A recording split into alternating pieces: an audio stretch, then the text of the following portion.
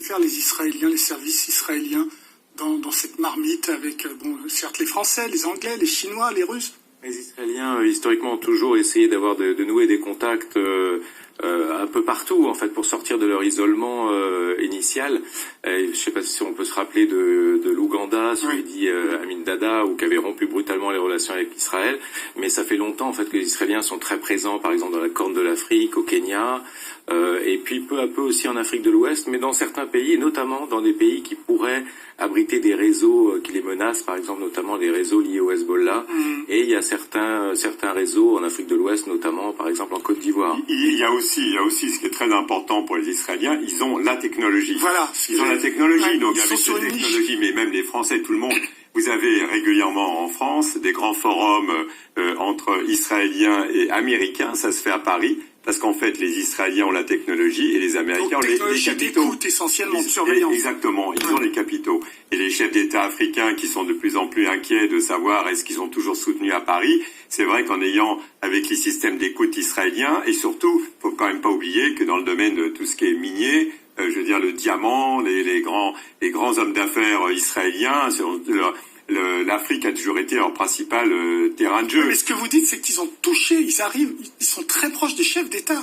Et comment? Ils sont d'autant plus... Moi, on peut pas encore une fois citer des noms, mais quand vous voyez des pays, bon, le Cameroun, c'est de notoriété publique, mais même la RDC, la République démocratique du Congo, les hommes d'affaires autour de... le Kabila, c'est le premier cercle. Même un pays comme la Guinée, ces genres de pays, ils se tournent, les chefs d'État se tournent de plus en plus vers les Israéliens, parce que les Israéliens n'ont pas évidemment la puissance et ils n'ont pas non plus le genre de chantage que peut faire la France vis-à-vis de la démocratie et autres, un peu comme les Chinois d'ailleurs. Les Israéliens, c'est comme les Chinois, les chefs d'État s'adressent à eux parce que voilà, ils ont du matos, et c'est très pragmatique finalement. Et puis encore une fois, il y a tout l'aspect diamant, l'aspect mine, etc. qui est extrêmement important. C'est totalement lié. Alors face à cette concurrence, les services n'ont plus les réseaux corses qui étaient un peu liés à la France-Afrique. En revanche, ils ont les réseaux des anciens qui basculent dans la sécurité privée en Afrique.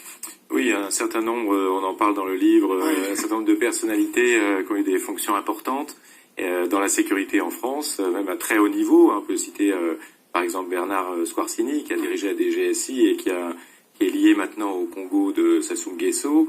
Donc un certain nombre de sécurocrates français qui passent dans le privé et qui travaillent ensuite avec des dirigeants africains et qui sont très bien placés. C'est bien huilé, ça se passe bien. Je veux dire, qui rendent compte à leurs anciens employeurs. Oui, mais parfois ça peut aussi créer des frictions. Hein. C'est vrai ça crée des frictions avec les anciens employeurs. Mais il y a aussi les hommes d'affaires.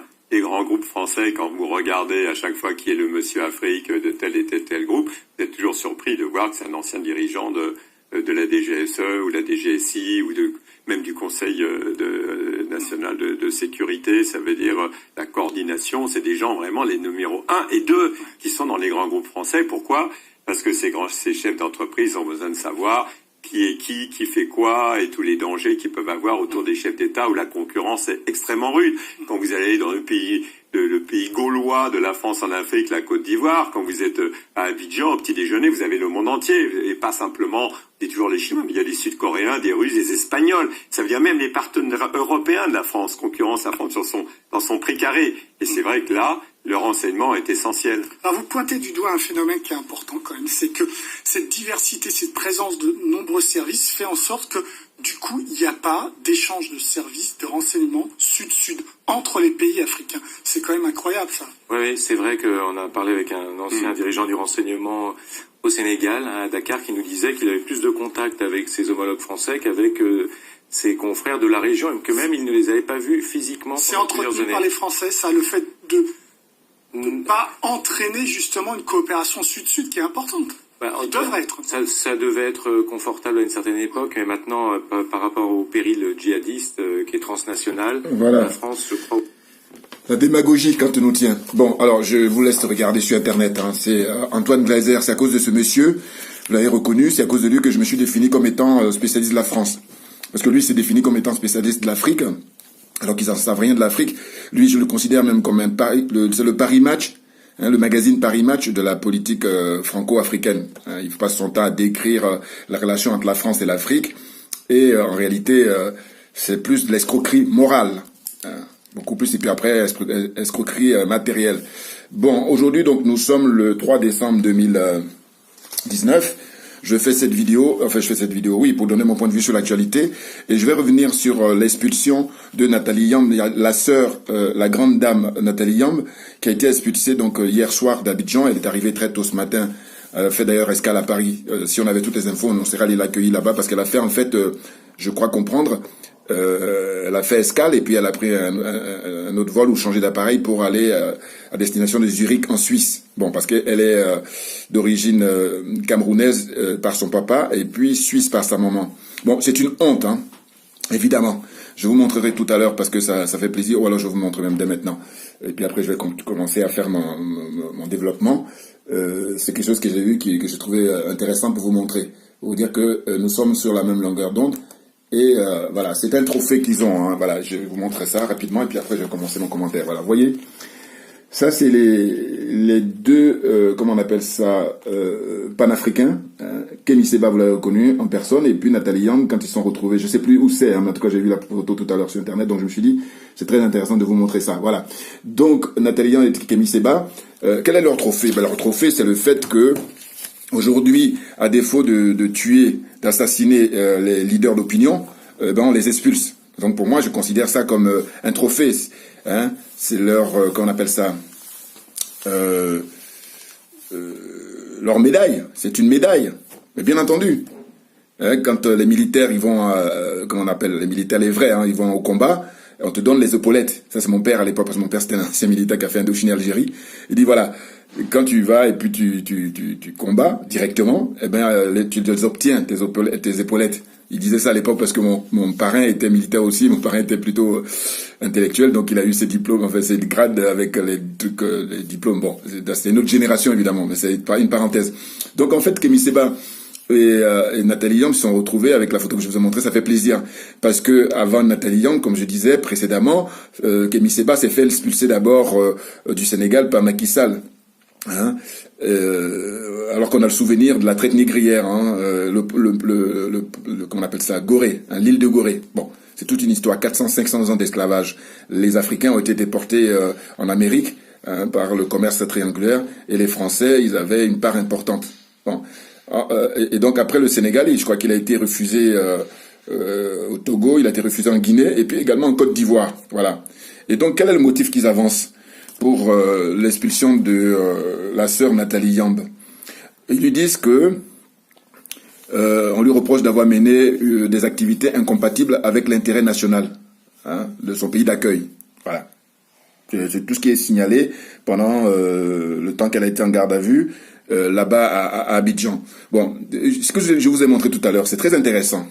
Voyez-vous, et moi j'adore ça. C'est-à-dire qu'au fond, là, ces deux journalistes-là ont fait un livre qui est sorti je sais plus quand. Bon, ça m'intéresse pas à vrai dire. Je veux dire, c'est bien de savoir qu'ils ont sorti un livre, mais pourquoi je dis ça m'intéresse pas, c'est que ces gens-là, ils ne font rien pour faire avancer la situation de l'Afrique. Vous avez vu, à un moment, le journaliste a posé la question, est-ce que il y a des relations entre les services secrets africains, entre eux? Ça n'existe pas. Parce qu'il y a un policier, un agent secret, comment on appelle ça, sénégalais, qui disait qu'il n'a pas vu ses autres, comment on appelle ça, confrères, hein, des autres pays, il les a pas vus depuis des lustres. Alors que tous les autres pays occidentaux, les impérialistes, c'est-à-dire les Français, principalement, les Anglais, les Américains, les Israéliens, voilà, tout ce monde-là, hein, ils viennent tranquillement pour, comment on appelle ça, étudier tous les compartiments du pays, tout. Sur le plan politique d'abord, sur le plan militaire, sur le plan économique. Et puis d'autres plans aussi. Mais les trois les plus forts, c'est d'abord économique, ensuite militaire et politique. Voilà. Donc, la déstabilisation des pays africains, il ne faut pas se leurrer. Hein, je coupe le son là parce que sinon on va m'embêter. Voilà. Hein? Vous vous rendez compte? Il n'y a plus d'excuses, je vous dis. Parce que faut que moi, en tout cas moi personnellement, ceux qui veulent pas, c'est leur problème, mais moi personnellement je remercie tous les jours ceux qui ont inventé Internet, parce que je vous dis, le fait de pouvoir s'exprimer, c'est pour moi quand je me dis je me vante d'être un être humain, c'est ça, c'est de pouvoir exprimer mes idées, pouvoir exprimer mon opinion, hein, ne pas être là comme des moutons, voilà, Et même les moutons, ils sont gentils. Enfin bon, je sais pas. Parce que je dis que l'animal, en temps normal, on a tendance à les mépriser alors qu'ils sont beaucoup plus intelligents que nous. Hein. On a beaucoup à apprendre. Voilà. Il y a beaucoup de leçons à tirer de leur fonctionnement. Parce qu'ils sont pas des prédateurs au sens gratuit, hein, méchants, mauvais. Non. Ici, il tue au manger, parce que sinon il va pas vivre. Alors que l'être humain, il va tuer pas forcément parce qu'il en a pas, mais parce que voilà. Et c'est en cela que je dis on n'est pas plus élevé que les animaux. Hein, faut arrêter. En tout cas, pas tous, voilà, parce que c'est vrai que ça dépend. Il y a des personnes qui sont vraiment des êtres humains parce que ils respectent la vie humaine. Voilà, moi j'ai cette prétention là, voyez-vous. Et donc Nathalie Yamb, bon finalement, je me dis, on pourrait peut-être remercier le président Alassane Ouattara, je vais vous dire, parce qu'il faut prendre ça avec du recul, naturellement. De mon point de vue, encore toujours, c'est pour ça que je remercie les gens d'Internet, parce que je peux dire ce que je veux, c'est ma chaîne, voilà. Et puis maintenant, faites les commentaires. Et très souvent, ça se passe bien parce que il y a des gens qui sont contre, mais ils sont très peu nombreux. Parce que quand je riposte, ils ont plus d'arguments. Voilà, parce que la vérité, elle trompe pas. Donc moi, je vais dans le mille, je vais dans la vérité, et puis après, je vois qu'ils n'ont pas de retour. Ils échangent avec moi une fois, deux fois, mais pas trois fois, parce que j'apporte toujours des arguments et ils savent que ils peuvent pas tenir. Bon, qu'est-ce que j'allais dire? Je dis, finalement, c'est une sorte de récompense parce que, en fait, le fait de l'expulser, ça veut dire qu'elle a mis le doigt dans le mille. J'ai lu des articles, là, il y a des journalistes qui ont écrit, hein, qui sont au moins des panafricains, parce qu'ils ont dénoncé le fait qu'en fin de compte, le président ivoirien Alassane Ouattara est en train de faire la danse du ventre auprès de son homologue français, Emmanuel Macron, qui serait son petit-fils, hein, je rappelle, parce que je crois que le président Alassane Ouattara a 78 ans. Macron n'a que 40 ans, donc c'est carrément petit-fils, hein, c'est même pas le fils. Vous voyez, moi j'ai 54 ans, voilà, donc j'ai encore 14 ans de plus que Macron et voilà. Donc au fond c'est de dire quoi? C'est de dire qu'il fait allégeance, c'est-à-dire que paraît-il que Macron a prévu de venir à Abidjan, enfin on l'a invité, parce que je suis pas sûr que ça l'intéresse. Parce que c'est des gens qui profitent de l'Afrique, mais ils ont un mépris profond. C'est des racistes. L'élite française est raciste, et je vous dis que le mot est faible. Et je le dis en connaissance de cause parce que ça fait 37 ans que je vis dans ce pays et j'ai compris beaucoup de choses. Vous voyez, ils sont très très racistes. Ils aiment pas les Noirs, ils aiment pas les Africains. Si les Africains ils le veulent, c'est pour rester esclaves à vitam aeternam. Voilà. Et on a les exemples, notamment le fait d'expulser Kémy Séba, le fait de faire expulser, Nathalie Yamb. Voyez-vous. Donc paraît-il que il devait venir au début du mois courant novembre, là ça s'est pas fait et finalement ça a été reporté. Il serait sans doute fin décembre ou je sais pas quand ou en janvier. Bon, en tous les cas, là d'une certaine façon, le président ivoirien essaie de faire ce que j'appelle la danse du ventre pour faire plaisir à Macron. En faisant cette expulsion, il essaie de montrer par l'allégeance, il fait allégeance, c'est-à-dire de démontrer que voilà, vous voyez, j'essaie de vous montrer que j'ai l'autorité dans mon pays et voilà cette dame qui a parlé. Qui vous a dit des choses qui vous ont fâché, eh ben ne vous fâchez pas, comprenez que moi j'ai l'autorité donc j'arrive à, vous voyez, je l'ai expulsé, hein, tout le monde entier voit. Mais c'est pitoyable parce qu'on ne peut pas s'empêcher de penser à l'esclavage. C'est-à-dire qu'on peut se demander qu'aurions-nous fait individuellement et collectivement pendant les 400 ans, 500 ans. C'est-à-dire que aujourd'hui nous sommes au 21e siècle et en fait on est tous des lâches, tous sans exception. Je m'inclus parce que j'aurais pu, évidemment, tout est relatif, hein, attention. Je veux dire par là quoi, et puis comprenne qui veut, comprenne qui peut. C'est-à-dire qu'on est tous coupables, et je rejoins là un journaliste qui a écrit ça, et j'ai bien aimé parce qu'il dit, on est tous responsables, parce qu'en fait, comment ça se fait qu'une fille d'Afrique, parce que Nathalie Yamb, elle est métisse, donc elle a le sang africain. On l'expulse pour l'envoyer dans le village de sa maman. C'est une honte. C'est une honte. Et quand je dis ça, vous savez, je pense aux gens qui ont les moyens, parce que je vous dis que, très franchement, au stade où je suis rendu actuellement, et Dieu seul sait, c'est les moyens. Et oui, parce qu'il y a des gens qui ont les moyens, mais par contre qui sont pitoyables, parce qu'ils sont complexés, parce qu'ils sont aliénés, parce qu'ils sont, complexés, donc aliénés, corruption morale, corruption matérielle, ils sont anesthésiés par la culture française. Ils sont hypnotisés par la culture française. Voyez-vous? Donc je dis que moi, comme je suis débarrassé de tout ça, maintenant, si matériellement j'ai les moyens comme certains, vous allez voir que ça me paraît, ça c'est évident. Je veux dire, j'allais faire mouche, non. Mais je veux dire que déjà je perturbe beaucoup de gens avec, le peu là que j'ai. Mais parce que je dis que chacun de nous a un génie. Chaque être humain, c'est pas dans les mêmes domaines naturellement. Hein. Génie en cuisine, génie en peinture, génie au niveau de l'art, je sais pas moi, cinéma, musique, course à pied, parce que vous voyez là les Carl Lewis, là, tu peux courir comme lui, hein, Ben Johnson ou qui encore les Jamaïcains là, ou Edson Arantes, Pelé, de Diego Maradona. Bon, donc, je pense que chaque individu, chaque être a un génie. Maintenant, là où le bas blesse, c'est que très souvent, en société, quand quelqu'un il a un génie, qu'on le retrouve, qu'on le reconnaît, enfin, il faut le reconnaître justement, et puis l'encourager, c'est ça qui manque. Parce que les gens se réduisent à des comportements très légers, c'est-à-dire la jalousie, voilà. Et puis c'est propre à l'être humain, je pense. En tout cas, beaucoup plus. Je sais pas trop étudier parce que je suis pas un spécialiste pour les animaux, ou, je sais pas les autres êtres. Mais en tout cas, l'être humain, c'est sûr que c'est vraiment son péché, là, mais le plus crucial. C'est pour ça qu'on n'avance pas. Voilà. Alors que non, faut se débarrasser de ça parce que faut grandir l'homme, faut avancer. Parce qu'en plus de ça, moi, ma philosophie, c'est de dire que si tu connais quelqu'un qui est génial, tu l'encourages, mais tout le monde est gagnant parce que bon, alors c'est vrai qu'il y en a qui sont pas reconnaissants ou qui sont ingrats, ça c'est sûr. Mais à la nuit, il faut prendre le dessus parce que c'est toi qui grandis justement. Si tu sais que tu as posé des actes positifs, tu es tranquille. Et puis la nature, ne vous inquiétez pas, très souvent, la nature fait bien les choses. Très souvent. Maintenant, pour revenir à Nathalie Diambe et Kémy Séba. Nathalie Diambe, en réalité, moi je dis, je suis très content finalement, parce que au fond, c'est un service énorme que Alassane Ouattara et puis tous les services là c'est créé. Vous voyez, quand je regarde, j'ai montré exprès ce documentaire là, enfin ce reportage, ce journal là, qui est consacré. Hein, le journaliste a invité Antoine Glaser et puis son confrère là, Omsung, je sais pas comment son nom là, j'arrive pas à prononcer. Omsung, il a un nom bizarre. Bon, et ben ils ont écrit un bouquin sur les services secrets. Voilà. Et les mecs, les gens, hein, tous ces pays-là, la France en premier, ils connaissent tout notre pays, tout. Même, je vais vous dire, une petite parenthèse avant de continuer parce que ça me démange, c'est que le président Gbagbo, lui, qu'est-ce qu'il fait à l'époque? Il avait demandé, paraît-il, aux Français, comment se fait-il que on paye le loyer pour, le palais de l'Élysée, le palais présidentiel en Côte d'Ivoire au plateau, hein, au plateau là, le palais président de Houphouët-Boigny là, voilà. Et bien, Houphouët-Boigny, jusqu'à ce que Gbagbo arrive, la Côte d'Ivoire payait des loyers. Bon, quand il dit ça, moi j'applaudis. Sauf que je dis, comment ça se fait que dans ce cas-là, tu vas rester là-bas? Pourquoi tu vas pas ailleurs? La Côte d'Ivoire, c'est 322 000, plus de 322 000 km². Il n'y a pas d'endroit où tu vas t'installer?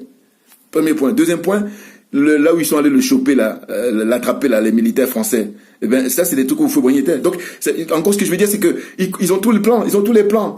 Tu vois, donc ils n'avaient même pas de recul et tout. Et puis, c'est ça qui est pitoyable, quoi. Je dis ça, c'est la naïveté poussée à l'extrême. Ben voilà, c'est ça. Bon, enfin, bon, comme les ministres avancent, je parle de Nathalie Diambe quand même. Bon, bravo Nathalie, hein, voilà. Il y a des gens qui écrivent là comme quoi, oui, elle a eu un passeport diplomatique en 2009. Vous vous rendez compte? Elle est en Côte d'Ivoire depuis 10 ans, au moins.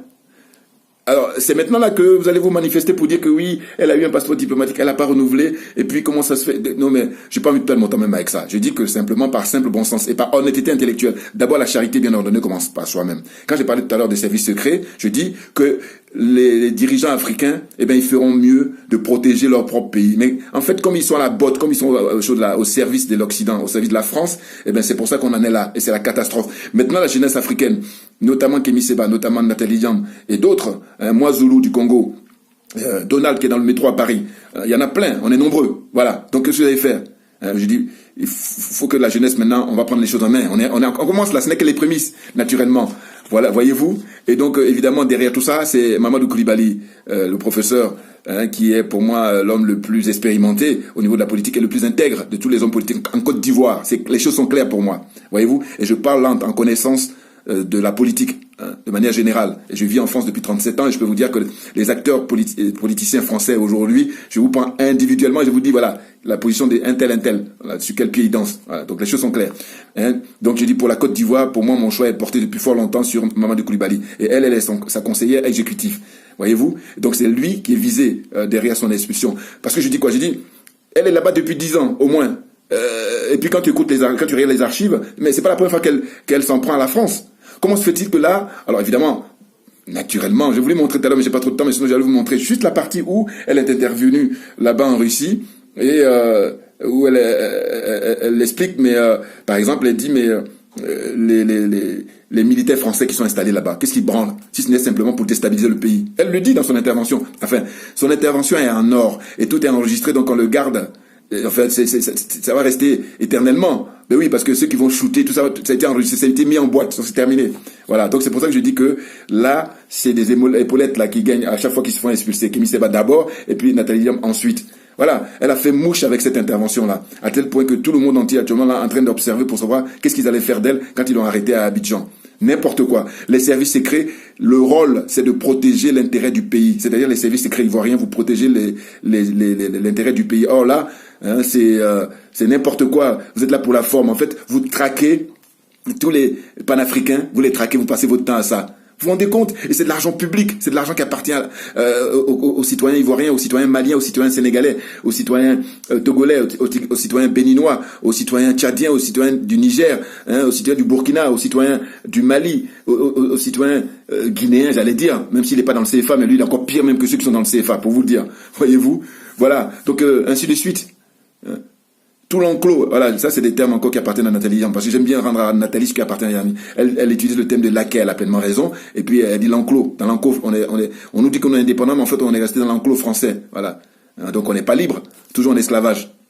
Voyez-vous? Donc là, moi, je me félicite finalement 24 heures après. Pourquoi? Parce que je dis, là, au contraire, elle va pouvoir balancer. Alors, je l'encourage à balancer maintenant. Parce que quand tu étais à Abidjan, il y avait une certaine réserve, j'imagine, hein, parce que je comprends. Moi, je suis à Paris ici. Donc, j'y vais. Et encore quand j'y vais avec Crescendo, parce que je dis, j'ai deux choses à régler. Quand j'aurai fini, puis maintenant, là, je vais me lâcher. Vraiment. Parce que là, pour l'instant, il y en a qui vont dire, ah bon? Ben oui, mais je vous dis. Là, j'ai deux choses à régler d'abord. Bon. Donc, en gros, c'est de dire que finalement, maintenant qu'elle est à l'extérieur de la Côte d'Ivoire, mais vas-y, moi je t'encourage à... Faut charger au maximum, parce que on n'est que dans le début. C'est-à-dire que la vérité, elle finit toujours par triompher. Que les vendus, là, les corrompus, là, les aliénés, pour des bouts des miettes, ils vont essayer d'écrire des charabia, des prétendus intellectuels, voilà, corrompus. Non, il faut défendre l'Afrique, parce qu'on nous humilie ici en permanence, je peux vous le dire. Hein? Et c'est des gens qui nous admirent. Hein. En fait, au fond d'eux-mêmes, ils admirent l'Africain. Et là où c'est compliqué, c'est le fait que l'Africain il ne sait même pas ça.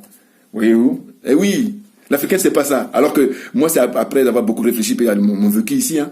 Ils nous admirent, mais parce que comme on ne fait pas preuve de dignité, voilà, c'est pour ça qu'ils ont un autre comportement. Mais sinon, quand tu te montres digne, je peux vous dire que, bah, évidemment, ils vont t'emmerder. Mais ça n'empêche qu'au fond d'eux-mêmes, ils te craignent. Moi, je vous dis... Bon, je vais pas beaucoup parler, mais un petit peu. Là où je bosse, moi. Je viendrai après, parce que c'est pour ça que bon, faut pas parler de soi-même, c'est pas, mais je vous dis, c'est pour ça que je dis chaque fois que je vais finir de régler, puis je vais pouvoir déballer tout. Mais, non, mais c'est bon, quoi. Faut être à l'aise. C'est clair. Surtout que je dis quand tu es dans la vérité. Parce qu'en fait, elle travaillait, dans un grand groupe. Elle avait beaucoup d'argent au niveau de son salaire. Elle aurait pu rester là-bas tranquillement, parce que c'est ce que font la plupart des gens. Mais elle a décidé de défendre les intérêts de la Côte d'Ivoire, les intérêts de l'Afrique, parce que c'est une panafricaine. Mais c'est énorme. Donc, toutes mes félicitations, tous mes encouragements à Nathalie Yamb. Mais bien entendu, tu rejoins le club très fermé des gens qui se font expulser. C'est pas réservé à n'importe qui. Hein. Aujourd'hui, au XXIe siècle, c'est un grade. Voilà. Là, tu as les grades de général. Là. Dorénavant, on t'appelle général Nathalie Yamb comme Kémy Séba. C'est clair. Voilà. Hein. La pire des choses, c'est pas la méchanceté des gens mauvais, mais c'est le silence des gens bien. Norbert Zongo, merci pour votre attention. À très bientôt.